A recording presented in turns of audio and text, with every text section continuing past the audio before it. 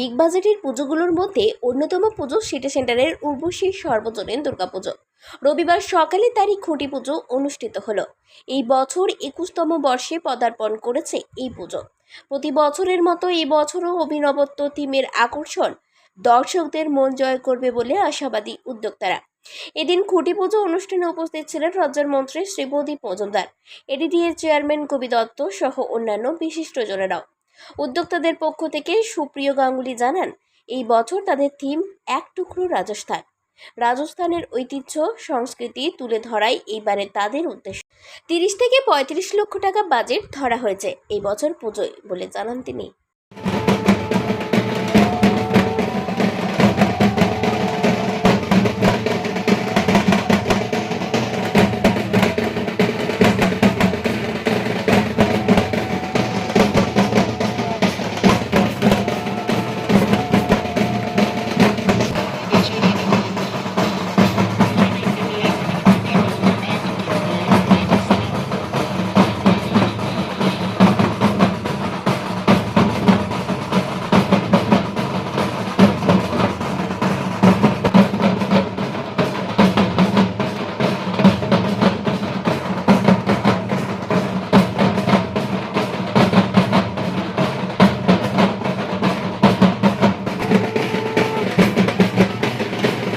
উর্বশী সার্বজনীন দুর্গোৎসব কমিটি, এটা আমাদের এবার 21তম বর্ষ।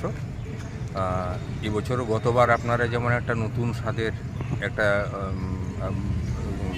প্যান্ডেল আমরা দুর্গাপুরবাসীকে দিয়েছিলাম, এবারও ঠিক তাই আপনারা নতুন স্বাদের একটা ভালো কিছু পাবেন।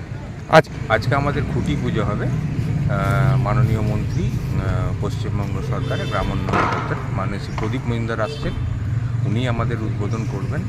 এছাড়া এডিডিএর চেয়ারম্যান মিস্টার কবি দত্ত উপস্থিত থাকবেন। ওনারা এলে আমাদের অনুষ্ঠানটা শুরু হবে। খুঁটি পুজোর মধ্য দিয়ে আমাদের এই অনুষ্ঠান শুরু হয়ে যাবে এবছর।